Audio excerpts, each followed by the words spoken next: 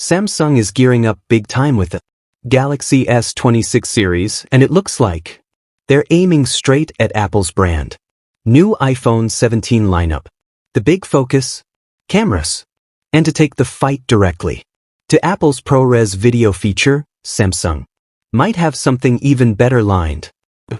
According to Ice Universe, Samsung could make the S26 series the first smartphones to feature the Advanced Professional Video Codec, APV, announced back in 2023 and already part of Android 16.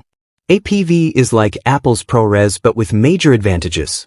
It promises professional-grade video tools with around 20% better storage efficiency than HEVC and ProRes. That means creators get sharper detail, richer colors, smoother dynamic range, and more space saved on their devices. Beyond efficiency, APV may support 12-bit color depth, HDR10 and HDR10+, log capture for pro color grading, and even 4:4:4 chroma subsampling for incredibly precise colors.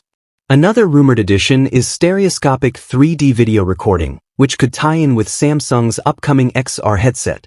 For everyday users, Samsung is reportedly adding LUTs directly into its gallery and studio apps, so cinematic videos can be tweaked and exported instantly without complex software.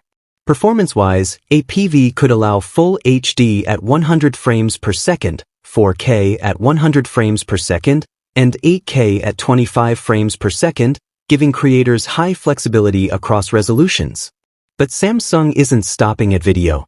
The S26 series may also feature a horizon lock, offering GoPro-like stability to keep footage level no matter how you move. Smaller but handy updates include multi-page document scanning and enhanced motion photos with pre- and post-shutter recording options. Altogether, the Galaxy S26 series seems loaded with tools that go far beyond just matching the iPhone.